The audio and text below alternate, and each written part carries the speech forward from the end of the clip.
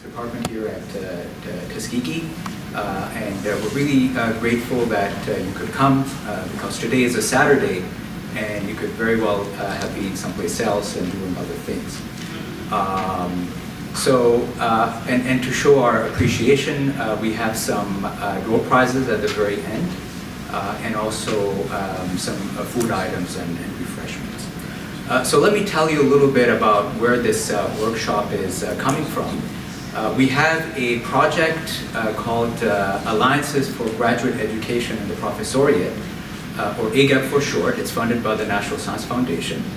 The project is essentially designed to explore ways where we can make the graduate school experience a lot more fulfilling and enriching for the graduate students. The last couple of years, as we have been working on the project, we've discovered in our investigations that there are numerous factors that inhibit progress in graduate school. And one predominant factor happens to be stressors. So that is actions that cause stress and that lead to delays in students' progress in their graduate studies. These stressors sometimes are inevitable, sometimes they're because they're caused by health problems or they're caused by family obligations. Other times they're self-inflicted, perhaps due to poor time management or poor planning or just plain procrastination. So it's very, very important for graduate students in particular to reflect on a regular basis some of their practices and know of ways, know of strategies to, if not eliminate stress, at least know how to mitigate it. And the purpose of this workshop is to provide you with strategies to do just that. So I'm going to introduce the speaker, Dr. Escobar, in just a few minutes. Before I do that, I would like to ask of a favor from each and every one of you, those of you who are graduate students. When you walked in, you were handed a packet, and in the packet you have a survey. Along with the survey is a consent form. The survey is essentially for us to capture some of your feelings about graduate school. We would very much like you to complete that survey. There are, I think, 14 or 15 questions. Before you can take the survey, please read the consent form. If you agree to take the survey, you must sign, print your name, and then sign. And that will give us permission to use the data that you give us in our investigations. And of course, we will never be able to link your responses to your names. Okay? So please go ahead and take the survey. Once you're done, please put it back in the packet along with the consent form and hand it to one of the, either Dr. Russell or one of the other ladies who are working with us. And so go ahead and I'll give you 5-6 minutes to do that. And then Dr. Russell will tell you a little bit about a follow-up interview and focus group that we wish to do with you. Thank you. Yes, please be sure and read the consent form, and if you're willing to participate, go ahead and sign the consent form, and then you can go ahead and proceed with the survey.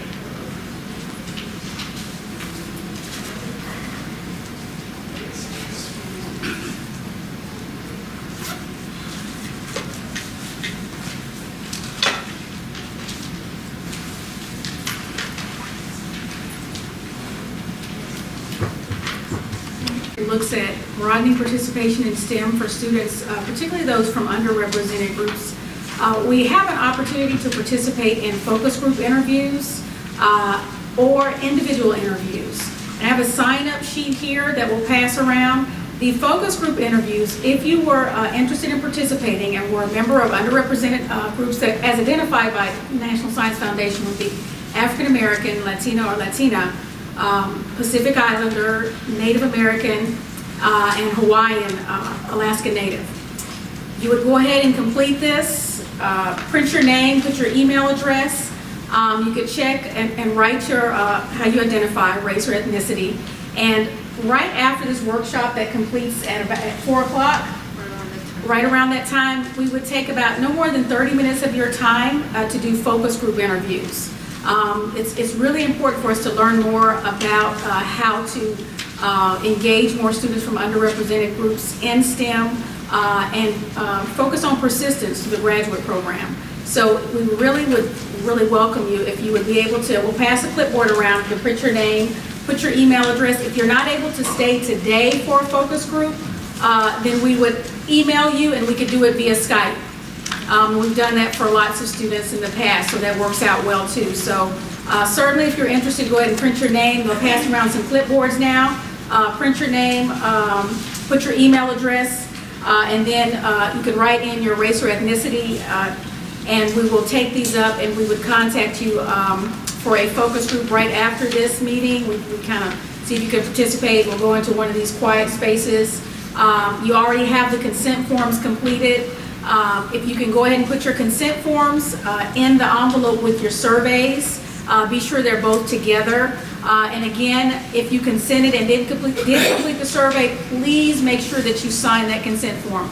And lastly, if you want a copy of the consent form, let us know. Write your just write a little, make a note on the back of the envelope that you'd like a copy, and we can scan it and email it to you. Thank you. You don't have the names, so how would you give it to them? You're talking about the blank consent form? Yes. The blank consent form. They're going to sign and print their names on the consent form and put it in the envelope. What will you give it back to them? You said if they would like to have it. Yes. Some people sometimes like to keep copies of consent forms that they sign. But so they don't write their names, so how would you know who to give it to? Their names are on the consent forms. The names are on, they print. Yeah, they have to print their name and put them on the consent form.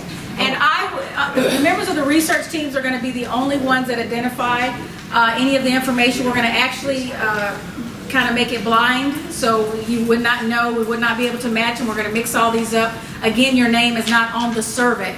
It is just on the consent form. Okay. So once we get that consent form, if you said that you didn't want to get a copy of that back, then we put that in a locked file cabinet and we don't go visit that again. We just go through the surveys. There is a stipend for those who will participate in the survey, in the interview. You mentioned this. Okay. And there will be opportunities for incentives as well for those who would like to participate in the focus group. There is an incentive for everyone, I think, that attended here as well. Did anyone have any particular questions? All right, so they should be passing around sign-in sheets. So if you'd like to participate in the focus groups, you can just pass it around.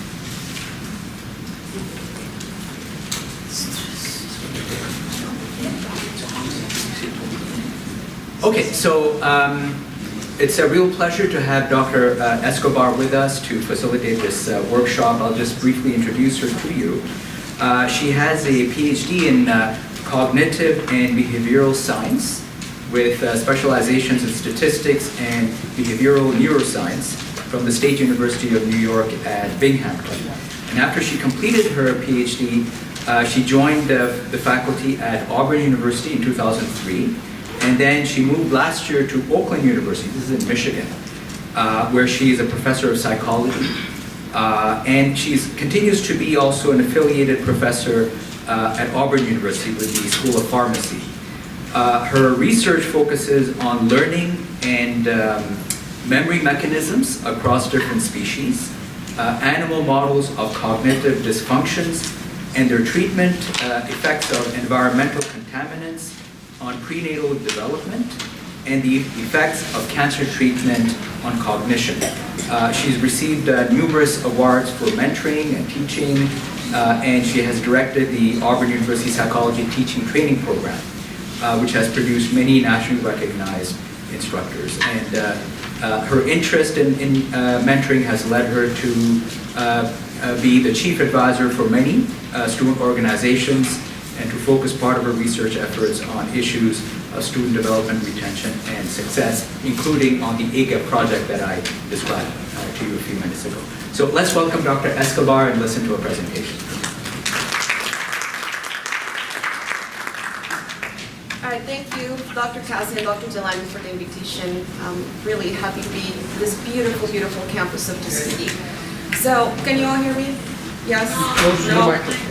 I need to get, Is it I'm just on? very tall, so the microphone does not reach me. Is that better? No? I'll use my classroom voice. Can you all hear me that way? Okay, that's much better because I move a lot to be too close to the microphone anyway. So as Dr. Cassie just told you, I'm on faculty at Oakland University in Michigan. I joined the faculty there just about a little bit over a year ago, and one of the reasons for me to leave the South and move to Michigan was the opportunity to help develop a new graduate program. So graduate education, graduate training, working with students that have difficulties in graduating, and making those students complete their programs successfully has been something that I've been very interested on throughout my career, mostly because I had a lot of difficulties myself as a graduate student. I had a wonderful advisor that pushed me through.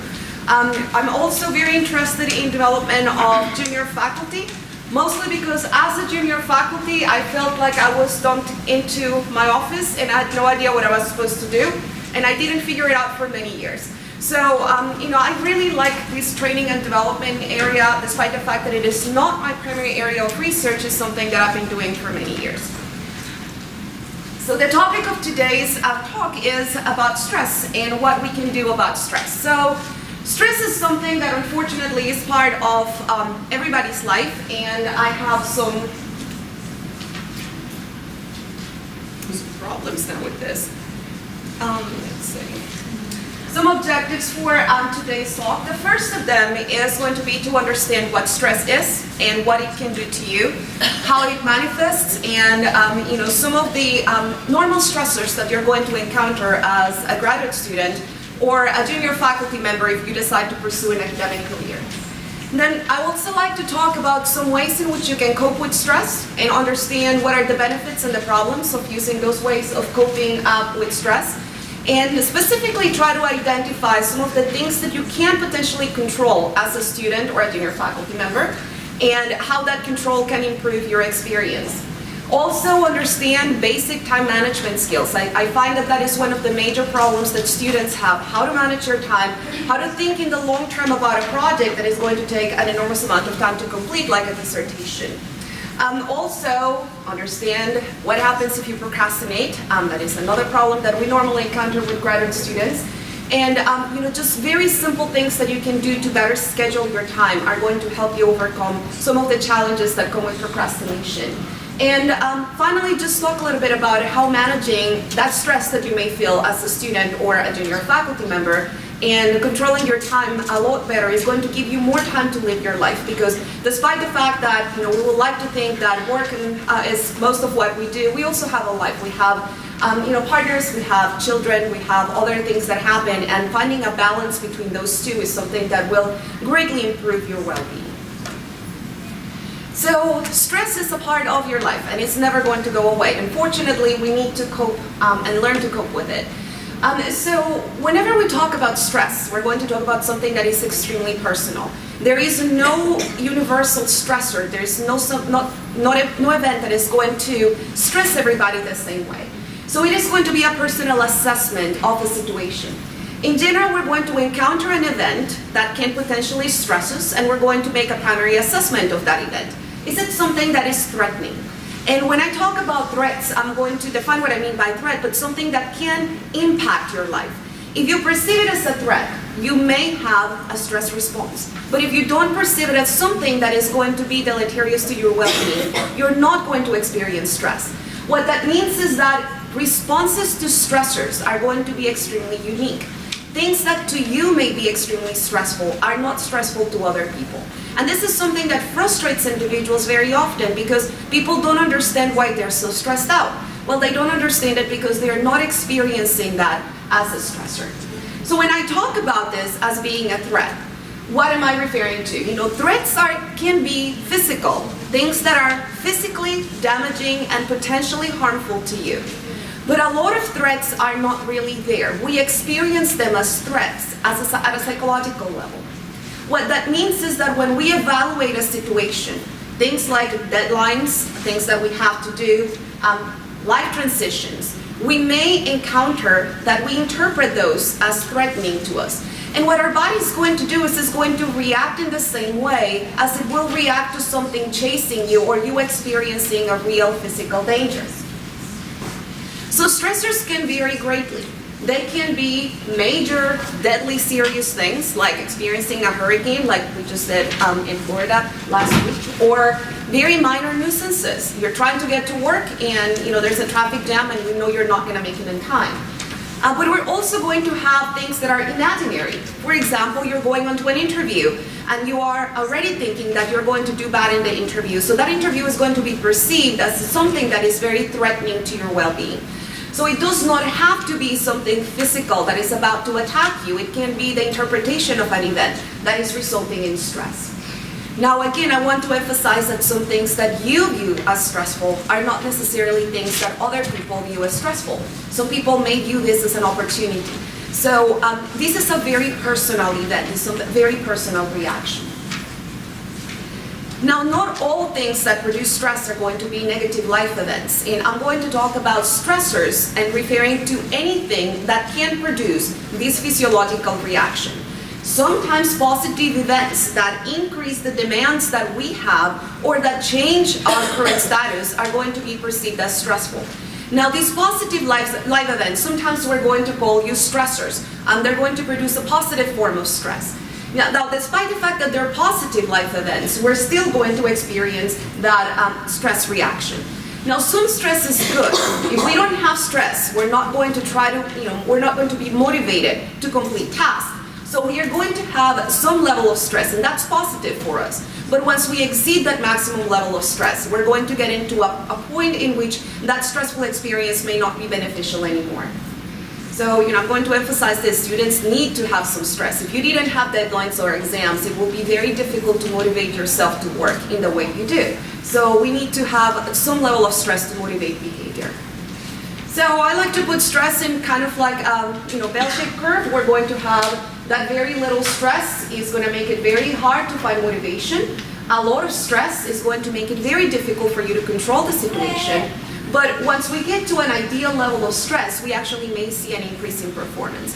How do we get to that ideal level of stress? We get to that ideal level of stress by managing the stress in a way that turns into something positive. So physiologically, stress can have many manifestations.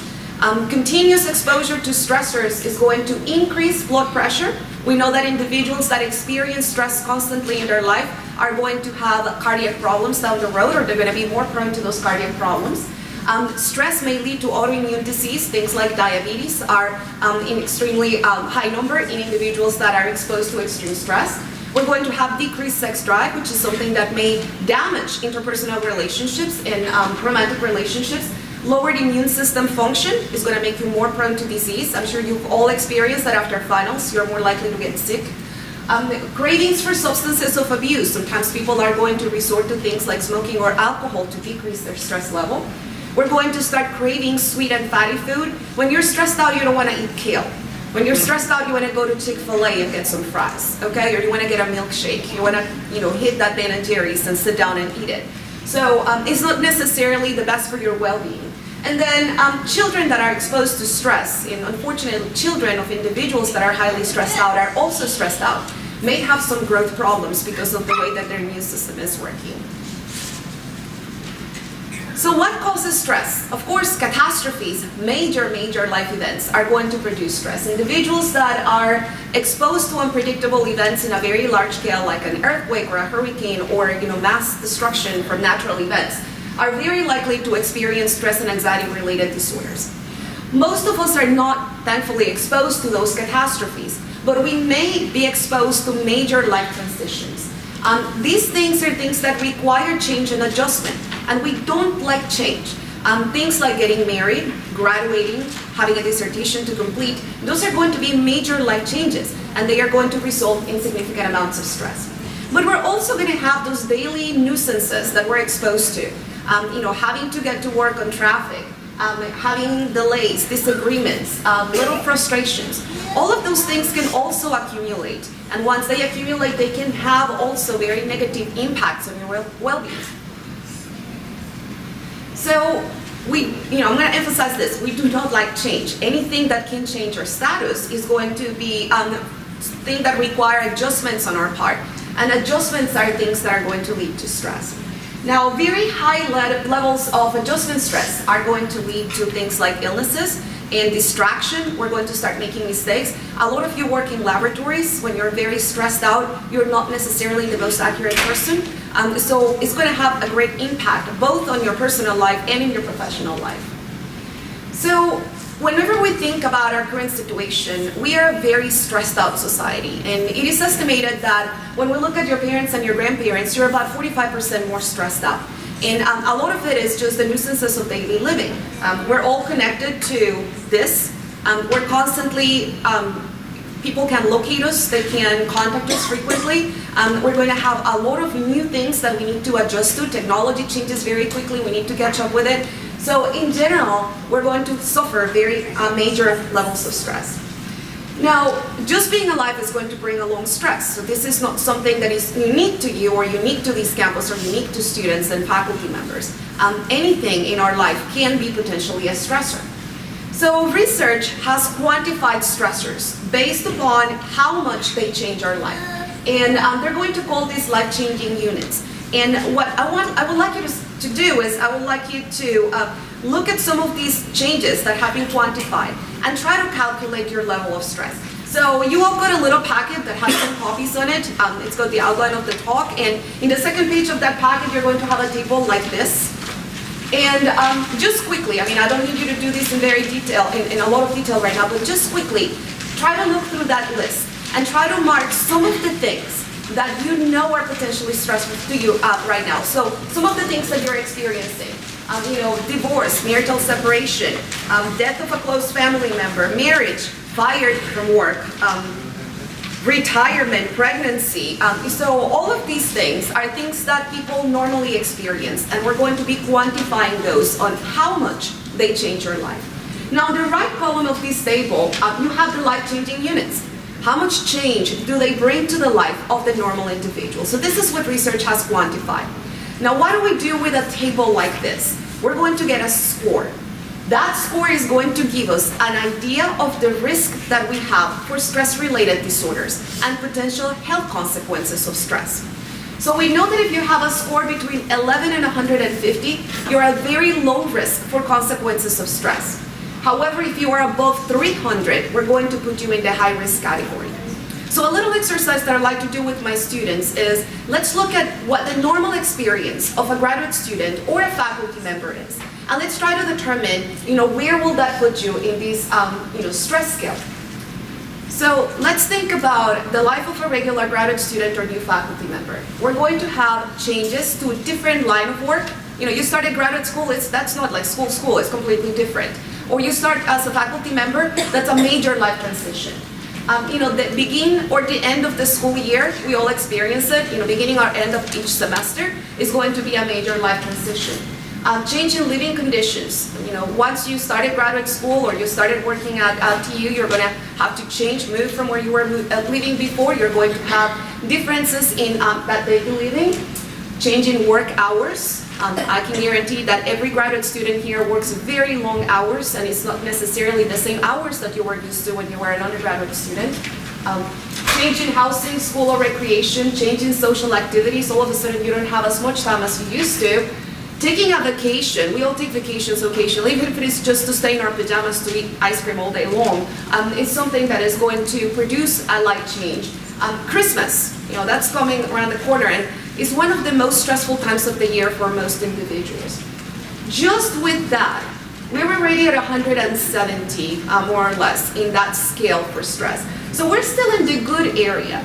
But if we start adding to that, the fact that a lot of you have loans that you're starting to think about, you will have to repay them at some point. Romantic relationships are severely strained during graduate school, so you may have a lot of arguments with your significant other, or you may break up with that significant other.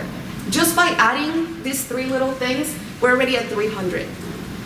Okay, so let's think about other things that happen, because see, unfortunately, your academic clock and your life clock kind of run together. So marriage is something that happens for a lot of people during graduate school.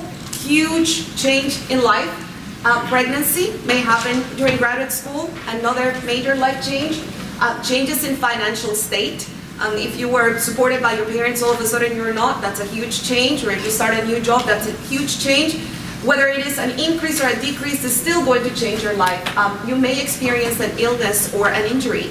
At this point, we're already close to 500 in that stress scale. If we add other things that may happen, someone may die that you were very fond of, or getting fired, or reconciling with someone that you had broken up with, minor violations of the law, you're late for work every day and you kind of go at a higher speed than you should, that's already going to put us at about 600 on that scale. So what I want you to see is that it is not that, nothing catastrophic needs to happen for you to be stressed out. It is just the daily experience that you have that may lead you to that amount of stress. So, how stressed out are you? That's something that you should evaluate. What is my current level of stress? So it may be a good idea for you to once in a while try to see, okay, where am I in this scale? What are the current stressors that I have? What sort of things should I need to be thinking about? Or should I be trying to control in order to manage this feeling of overwhelming doom that sometimes I have? So I'm going to ask you to just write down, I gave you 5 lines. If you write like 2 or 3 things that you consider to be stressful right now, let's try to see what sort of things are coming up as people start thinking about that. So share some of those with me. I don't want to stand here and talk to myself all afternoon. So what sort of things stress you out right now? Life, yeah, that's a big stressor for sure. Go ahead. You had your hand up? Yeah, research. The research. Okay, so as a graduate student, you have a lot of requirements, and research is at top of the list for most students. What else? Dissertation writing. So another major, that's a goal actually that you have. So you're doing this because you're planning to get a degree, right? And you won't get that degree without your dissertation, so it's a huge major stressor. What other things stress you out that are not academic? Do you have other things out of academia that are stressful? Everyday tasks. Everyday tasks. It becomes very difficult to keep up with the time to do everything. That's the major complaint that I get from students. I just have no time. When you deal with people and they are not on time. So when you don't have time and you feel that you're not going to be on time for things? Yeah, when they are not on time. So, again, scheduling is going to be a major thing for most individuals. So, and I'm sure that all of you, as you're hearing this, you're just going like, yeah, I can empathize with that. I can definitely know that. I'm going to add things to that. Most of you have a significant other that keeps on telling you, why are you never available? We never go out and never do anything. I have a husband that says that very often. We never do anything. And I'm like, I know, I'm trying. So, that is very stressful. You're going to have an advisor. And you know that your advisor is going to call you for a meeting and you're biting your nails outside the door because it is stressful. Even if your advisor is like a father or a mother to you, you know that it's stressful to meet with them. So there's going to be a lot of things that are going to be shared by all of you that are very stressful. So we're going to talk about some of those things and how to handle them. We're going to hold off on this and we're going to do these later on. So as I said before, stress is going to have physiological consequences. But stress also has psychological consequences. Things like, do you ever feel like you can never work hard enough? It does not matter how hard you try. You're never going to finish that dissertation. Or that you're completely overwhelmed by the workload that you have. I'm trying, and stuff keeps on piling up, and I don't make it to it. You're not working to your true ability. If they all knew my capacity, I could do this so much better. I just don't have time to do it. Sometimes don't you feel like you're unable to focus? You're trying really hard to work on that dissertation and the computer is talking to you and it completely goes into that tunnel and you really can't focus on that. Don't you feel like you're doing stuff but it doesn't make any difference? What you do has no impact, or that you have absolutely no control of what's going on around you? That things that were really easy when you were an undergraduate student all of a sudden have become extremely difficult. Keeping up with your classes all of a sudden becomes difficult. You are very, very afraid that you're going to fail. What if I don't finish this? What if my research does not work out? What if I can't complete my dissertation? Sometimes you wonder whether you should be in a PhD program. Maybe it was a mistake. Maybe I shouldn't be doing this. Or that you are just utterly exhausted. You just sit there and breathe, and that's hard just because you are so tired. So all of these are psychological manifestations of stress. When people are stressed out, this is what they report experiencing. So one of the goals of this workshop today is to actually get you to a point where you acknowledge and recognize that yes, you have these stressors, and maybe there's something that you can do to minimize them, at least those that are under your control. So, I got this comment from one of my students, and he said, the most stressful thing about my graduate experience is finding you. I feel like I'm chasing you, like you are a Pokemon. I'm just running around trying to find you, trying to get to you, and I can't. And that is very stressful to me.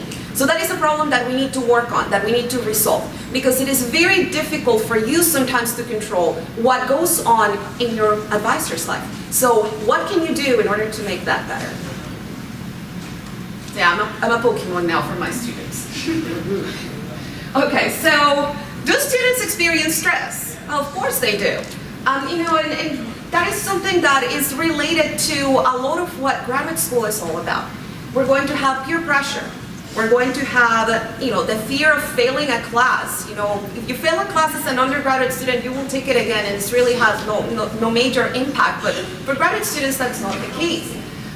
What about making high grades? Of course, you want to be at top of your class. All of a sudden, you don't get to see your family, and whether you want to admit it or not, you feel homesick. You're afraid of falling asleep in class. That was my biggest fear when I was a graduate student. Because every time I fell, kind of dozed off in class, I will raise my hand and then they will ask me, what do you do? What do you want to say? And I'm like, I don't know. I don't even know what you were talking about. So that was very stressful for me. And then we have exams and projects and long-term projects that we need to be able to handle. The problem is that graduate school is not like school, okay? So once you are an undergraduate student, you're doing pretty much what you were doing since you were 5 years old and you started kindergarten. Now you get to graduate school and everything is different. A lot of it depends on you. It's also a time of a lot of personal life transitions. It is the time at which most individuals are going to find a long-term partner. They're going to find a home. They are going to have children. They are going to actually change their life in pretty significant ways that are not necessarily related to school. Expectations are extremely high. You're told every time that you go to a class, you're going to be the next generation of PhDs in this country. We have high expectations for your performance. You have to do this research. You have to become an expert. All of these things are very stressful. Then we're going to be subject to what we know as the sunken cost fallacies. We have put so much effort, so much time into this. We have got to make it work. Even if we decide this is not right for us, we're just going to stick with it because we have put so much effort into it. We're going to have to make it work. Then we're going to see a lot of transition to independence here. And that is the goal of all of us advisors. I want my student to start doing my research. I want them to end their program doing their research. So they have to become independent at some point. And we're not treating you as students anymore because you're going to be colleagues in a couple of years. So you're not going to be treated like a student, but you're not really treated like a peer by your professors. So you're in that limbo, that middle ground where you don't really know where to belong. And of course, you're not making the salary of a professional. So financial concerns are a big problem for a lot of students. So whenever we think about a graduate student, we're going to have a lot of academic pressures. Things that are related to completing your degree that are going to be pressures that are going to produce stress. We're also going to have pressures from the professional environment. You're growing as a professional and you're going to have expectations that you're supposed to fulfill. And then we're also going to have personal pressures because of course your personal life is not put on hold until you graduate. So we're going to have deadlines and timelines and things that are, the clock that is ticking for you to complete your degree, for you to become a professional. Then all of a sudden your significant other starts wondering, are we serious about this? Are we going to get married? Is this going to happen? When are we going to have kids? So you have the personal pressures of, that are coming from your personal life. So, graduate students feel like this all the time. You are getting all this pressure. You don't really know what to do. So yeah, that's me. Help me. So I just love this because my mom told me this at one point. Don't worry, you're going to graduate soon, and as soon as you graduate and land a job, the stress is going to end. And I'm like, yes, finally, light at the end of the tunnel. And I know that every junior faculty is going to look at me and go like, yeah, right. Like it ended, yes. So when you become a faculty member and you're a junior faculty member, nothing magical happens in that summer between graduation and you starting your first job, right? You're the same person, just 2 months older. And now you have stressors that are about the same, but they are going to be experienced in a different way. Now you have peer pressure, but it's not from other students. It's going to be from your colleagues. You're expected to perform. You need to get tenure and promotion, which is a major stressor for junior faculty. You need to be productive in research. All of a sudden, they expect you to know how to teach. And now you need to know how the university works because you're supposed to provide service. So all of this is going to be very stressful. The responsibilities are new, but your training may not have prepared you for all of those responsibilities. So you're going to experience a whole new level of stress. Now you're so busy that forget about family. Who's mom? Who's that? You know, I remember I had a mother at some point. So you're going to experience homesickness too. And you know, the main complaint that I get from junior faculty is I'm just so tired. It is very difficult to function when you're at that level of exhaustion. So new faculty members are going to have the same pressures. They're going to have similar timelines and they're going to feel the same way. So it's important that as a student, you learn to manage that stress because it is going to continue as you move on to the next step of your life. Now, some of the pressures that may come from that professional environment are going to be related to social networks and how you relate to other people. So, do you have enough social support?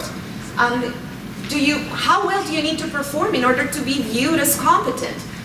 This is something, I had a student, he went to medical school and he graduated very quickly and he got a master's degree really quickly. So within 4 years, he had graduated with an undergraduate and a master's degree and he got accepted to medical school. And within about a month of being in medical school, he called me and he's crying on the other side of the line. And I'm like, what's going on? He's like, well, in school, I never had to work to get good grades. In medical school, I'm killing myself to be average.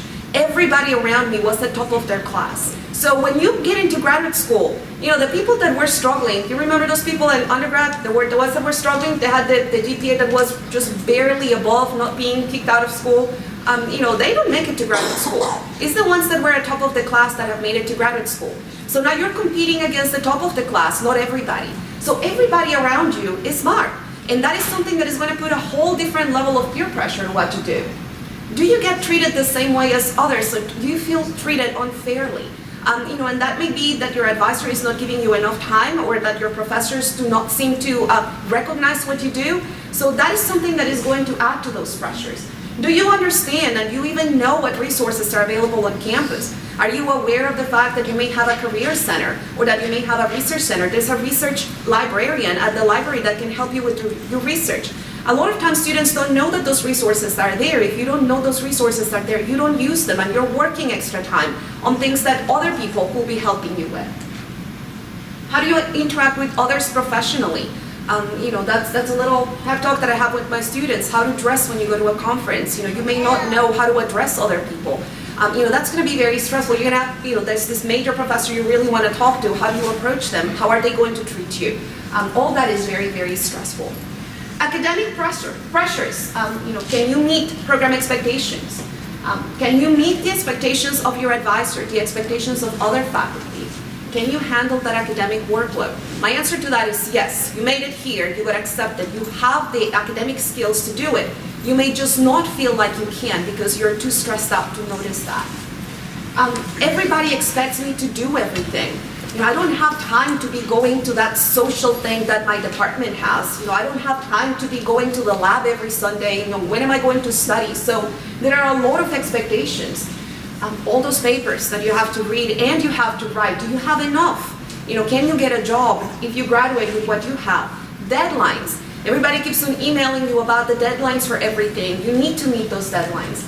You know, and then of course professional uncertainty. Are you going to find a job after graduate school? How can you make yourself competitive? You know, will you get tenure? So all of these things are going to be stressors that come from the academic part of your life. And then of course we have the personal part of your life.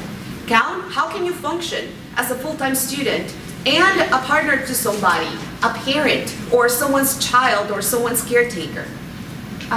Is your significant other going to understand the responsibilities and the pressures that you have? You know, that's a major problem that we're going to talk about in a few minutes.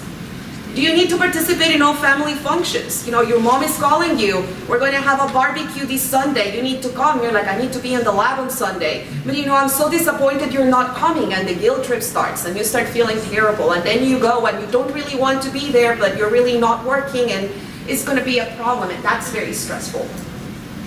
Those individuals with children, who's going to take care of my child while I'm in school?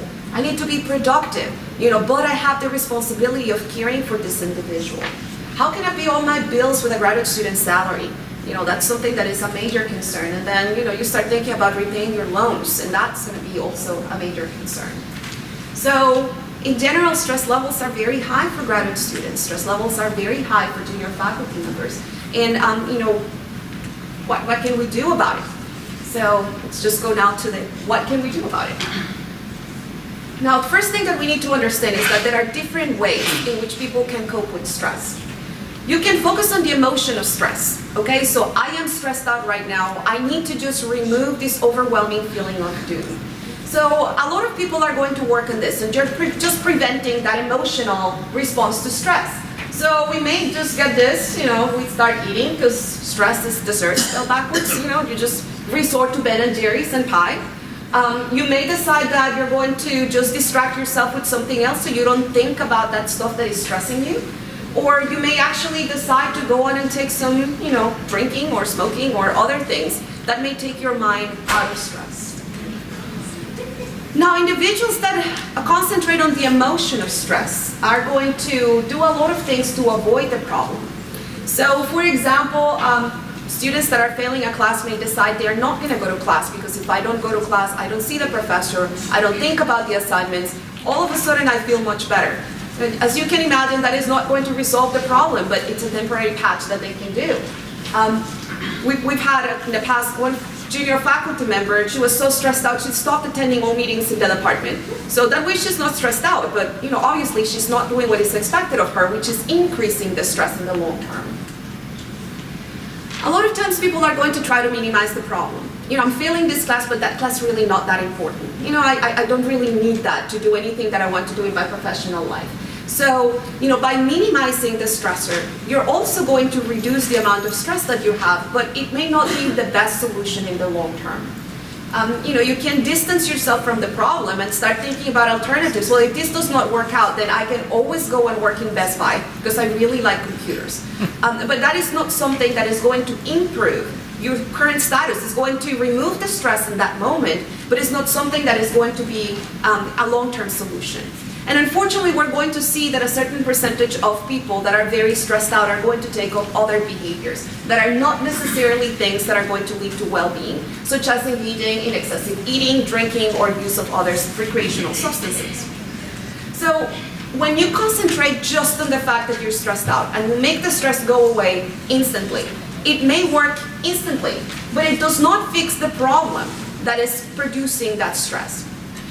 A better solution may be to actually concentrate on the problem, and that requires a little bit of effort on your part. You need to acknowledge the source of stress. Why am I so stressed out about my research? You know, what is the reason that my research is stressing me out? Is it because it is not working, or because I don't have the equipment? Maybe I just don't have the knowledge for it. Maybe my advisor is not giving me enough guidance. So once you identify the problem, you can generate solutions to that problem. If the problem is I don't have the resources, maybe I can find someone that has the resources. If the problem is I don't have the knowledge to do this, maybe I can visit someone that is going to help me with this. But if you don't acknowledge the problem, you're never going to be able to find a solution. You can also start doing a cost-benefit analysis. You know, I had a student last year, she was doing her dissertation, we were trying to do an experiment, we were looking at actually stress in mice, and we were trying to do a manipulation, and unfortunately the manipulation is something, we were using a drug, but the mice cannot absorb and process this drug. So we kept on working on it for a couple of months, and it was not going anywhere, and I could see the clock ticking, you know, she's not going to defend. At that point you need to stop and think, the cost of abandoning the project is going to be less heavy than the benefit of completing a dissertation. So despite the fact that she insists that I put in so much effort into this, I want to finish the project, at some point you need to think about what the cost of staying with that project is and what the benefit of switching is going to be. Once we switch project, within 6 months she had finished her research. So sometimes you have to do that. You need to analyze what the problem is, and you need to make that cost-benefit analysis and decide what is going to be more beneficial for you in the long term. So you need to actually try to choose that best way to solve the problem. So when you concentrate on the source of the problem, you're going to be able to control the source of stress. But of course, this is not an immediate solution. You're still going to be stressed out for a while until you find a resolution to that problem. So which one is going to be better? Is it better to concentrate on the emotion, or is it better to concentrate on the problem? Well, sometimes it depends on the situation. Some situations, when you have something that is very minor, that is not going to have long-term consequences, it is more effective to concentrate on the emotion. You're arguing with someone in your program, your lab mate is telling you this is supposed to be done this way, you know that is not the way, you engage in an argument, walk away, cool down, you don't need to be, bringing that discussion further. You can just concentrate on the emotion at that point and let the stressor fade away. You should also concentrate on the emotion if addressing the problem is going to make the situation worse. You walk into your advisor's office, your advisor is furious about something, there's fist slamming on the desk. At that point, you just respectfully walk away. You don't sit down and say, well, let's talk about this, okay? Why are you mad? You just don't do that. Or if you need to remain calm. So for example, you go to Tuskegee to give a talk on stress. I'm going to concentrate on the emotion by not looking at you in the eyes, for example, right now. And that may actually allow you to relax a little bit. You don't need to be sitting here thinking, okay, how am I going to address this problem of sitting in front of an audience and talking to them? But you should definitely focus on the problem. If that problem is something that is going to extend for a long time, for example, if you were to be in an abusive relationship, you don't want to just minimize it as this is going to get better. You need to actually concentrate on the problem at that point. Or if not addressing that problem is going to be costly in the long term. For example, if you have a non-responsive advisor, you try to contact your advisor, and it's not like you're chasing your advisor down the hallway and you have to run behind them to talk to you because they're talking to you. But an advisor that is completely and absolutely absent, you can't focus on the emotion all you want. That's not going to fix the problem. That's going to have long-term consequences for you. That's when you go to someone and you talk to someone about the problem that you're having with your advisor. So you need to decide what is best at that point, concentrating on the emotion or concentrating on the problem. So you need to begin this process of discovering stressors by trying to determine why your current experience is so stressful. So we're going to have different components to that stressful experience.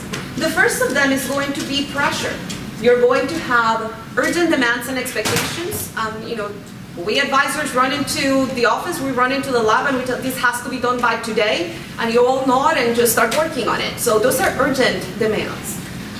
You always have that feeling that you should be working more, you should be working harder, you should be working faster. Time pressures are going to actually make you work worse because it's going to reduce creativity. You don't have time to think and analyze what you're doing. And a lot of times, problems that we have with students is they start confusing effort with productivity and quality. So I worked really hard on this paper for 3 full days. I haven't slept, I haven't eaten, I haven't done anything. If the paper is not of quality, it does not matter how much time you have put into it. So sometimes you need to take a step back and start looking at that difference between effort that you've put into thing and quality of product. And what you need to do is then focus on trying to improve quality, not necessarily increase the number of hours that you put into it. I tell my students all the time, the quality of your papers is not measured by how much they weigh, so don't add a lot of words that are unnecessary. Just concentrate on the problem and try to work on the problem because that's the best product that you can produce. Now, students and faculty members are going to be under constant pressure. You're going to have the pressure to complete requirements, you're going to be under the pressure of meeting deadlines and produce quality work. Now, another problem that we may have is that sense of lack of control. Now, when you think about your current situation, there's a lot that is not under your control. Happiness and satisfaction tends to increase in all individuals whenever they have something that they can control, when they have some control over their experience, over when something is going to happen. That is not the case for graduate students. Deadlines are imposed by someone else, and timelines are imposed by someone else, and requirements are imposed by someone else. So that unpredictability sometimes is going to lead to the effects of feeling stressed out. And if you don't know what your deadlines are, then unpredictability is going to compound with uncontrollability and is going to increase stress. So in academics, sometimes we have very little control over things like degree requirements and expectations and timing of events. And that's something that can add to the stress of the experience. And finally, we're going to see a lot of frustration. Frustration is going to occur whenever there are things that prevent us from achieving a goal, either an external goal or an internal goal. So for example, you really want to finish your dissertation, let's say by the end of the spring, and then you realize that you have to go through research compliance and that is not working out. So that is actually putting a roadblock to completing your goal in your timeline, and that's going to be very frustrating. Now, people are going to react to frustration in different ways. Sometimes things are not working, and people are going to just decide to persist on doing what they're doing. If I put effort into this, I'm going to stick with it, and I'm not going to change my ways. That is not necessarily the best solution to a frustrating experience. Sometimes people are going to exhibit aggression, and we're going to find people that get very angry when they're frustrated. And that is something that is also going to be a problem, especially when we're thinking about your personal life. Some people are going to escape and that is, I call that the missing graduate student, the one that never shows up. They don't show up to class, they don't show up to meetings, they never come talk to their advisor. They are so frustrated with what they're doing that they start becoming avoidant. And that is also a major problem. So we're going to see that students and faculty are going to be often frustrated, and they may persist in ineffective strategies, they may exhibit aggression towards significant others, they may escape the situation. So whenever you are stressed out about work, you need to keep in mind this. You're going to have that pressure. You're going to have that frustration. You may experience that lack of control. You have a question. Yes? You said sometimes when people are stressed out, they try to detach themselves from the stressor. I learned that sometimes when I'm stressed out and I just kind of like, you know what, I'm going to take a couple hours away from this and just go do something that I want to do. It helped me come back and apply myself.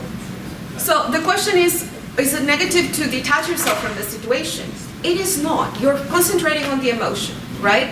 Now, as long as that is not the only strategy that you're using, and it doesn't sound like it, what you're doing is you're addressing the emotion and then you come back and address the problem. I'm just giving myself some time to... And sometimes you have to address the emotion. That's kind of what I meant by when you're going to have immediate consequences. If I am frustrated with something and I'm so frustrated, I'm so angry at that something that I'm blocked, I need to address that emotion. Because unless I address the emotion, I'm not going to be able to think about the problem. You're not going to pursue it. Yeah. This is true for interpersonal relationships too. You all have a significant other that you fought with at some point, and you know that when you're in the midst of the argument, words fly and you start hurting each other because you start saying things out of frustration and anger. Best thing to do is count to 100. Both of you, shut up. Count to 100. Once you've got to 100, the emotion has dissipated, and all of a sudden you see that the problem was not so big. So sometimes that detachment is good, as long as that is not the only strategy that you're using. If you're having a problem with your advisor, and you just take a minute before you go back to talk to them, that's good. If you just drive home, like home to Kansas, and don't come back, well, that's not going to help you. It's detachment with a purpose, okay? So, a great question. All right, so consider why your current experience is stressful. Sometimes we're going to have conflicts because you're going to have to choose between two incompatible goals. Or you may have to choose between two incompatible desires or two incompatible actions. Now, not all conflict is going to be bad, but all conflict is going to produce stress. So we're going to have some win-win situations. I'm going to put in an enormous amount of work into this, but I'm going to get a paper. So, I'm going to win regardless of what I do. And that's going to produce, an incredible amount of stress. Sometimes we're going to have lose-lose situations. My advisor is not very responsive, and then I can go and argue with them, and, the outcome is not going to be good either way. In most of these situations, what we're going to see is people are going to avoid making a decision, or they're going to delay a decision, or they're going to just, as I said, they're going to get in the car and drive away and not come back and face the problem. And sometimes we're going to have, win-lose situations. You may actually have to do something that is going to be to your detriment, like abandoning a project. But you may win in the long term by being able to complete your degree. These are very stressful because they require a true decision. And they're going to require a lot of compromise on your part. But at the end, you may get a lot of benefit. So graduate school and academic careers are going to be win-lose situations, regardless of how you look at them. You're investing 4 to 6 years of your life in getting a degree. Hopefully that degree is going to take you really far, but it's going to be at the expense of a lot of sacrifice and at expense of a lot of things that you may wish you were doing that you're not doing right now. So let's talk about some of those things, because you are going to have those pressures, those frustrations, those those feelings of uncontrollability and unpredictability, and you're also going to have a lot of conflict that you have to address. So this is, of course, going to lead to that sensation of stress. When we think about pressure, you're going to have both pressures when it comes to deadlines and when it comes to performance. So we're going to have a lot of things that we have to do that we don't necessarily want to do. We're going to have a lot of frustration that comes from internal factors. Why can't I do this? External factors, my advisor is not replying to my email. We may persist on behaviors that are not necessarily the most effective. We may see a lot of aggression towards ourselves and towards others. And we may also start seeing those escape and withdrawal behaviors. A lot of things are not controllable by us. Degree requirements, promotion requirements, other people's frustrations, and other people's timelines are things that are completely out of our control. And then we're going to have, of course, conflict. Career choices. Do I want to go into academia? Do I want to go into industry? Do I want to stay in this path, or do I want to change path? And we're going to have that conflict between work and personal life. Can I take a vacation with my significant other now? Or do I need to stay and work? So all of those things are going to add to the sensation of stress. Of course, it is not that simple, because pressure is going to lead to frustration, and conflict can also lead to frustration, and uncontrollability can lead to frustration. And conflict can lead to pressures, and all of these are going to be into this web of connections in which one thing is going to lead to the other. So the question is, if we have this web that is so tangled, what can we do to make it better? So let's apply science to this. Let's think about this scientifically. If stress is something that comes from having pressures, having frustration, lack of control, and a lot of conflict, then if we manage those pressures, if we reduce frustration, if we increase control, and if we reduce conflict, we should be able to reduce stress. So, reality check, there will always be pressure, frustration, things out of your control, and conflict. So the key of what I want to talk to you about from now on in this talk is how do we maximize the ways in which we can get those things under our control. So that web is always going to be there, but hopefully some parts of that web are going to be broken in such a way that we can actually work through that and get to a state of better well-being. So we're going to have two very easy starting points. The first of them, I think that is very important to learn how to use our time, and also think that it's very important that you acknowledge that work is a part of your life, and you need to bring those two parts together, you as a professional and you as an individual. So I am going to tell you that there is one resource that we all wish we had, and amongst the people that said, what was stressful to them, the word time kept coming over and over again. So I think that if we learn to deal with that very limited resource that we have, which is time, it doesn't matter what you do, you're not going to be able to stretch time. I mean, if any of you finds that way, that would be awesome, but we can't. So we need to learn to deal with this very limited resource. Things like deadlines, wearing many hats, and many responsibilities are things that are going to take away from the time that we have. So we need to acknowledge and recognize that part of our problem, part of the problem that we have why we feel so stressed out is because we try to get time from other activities that will potentially make us feel better. A lot of us, how many of you sleep the recommended 8 to 10 hours a night? When's the last time that you slept 8 to 10 hours? Okay, we have like one person that very reluctantly says, I do, and I praise you for it, and I wish it was you. Because that is the one thing that we sacrifice very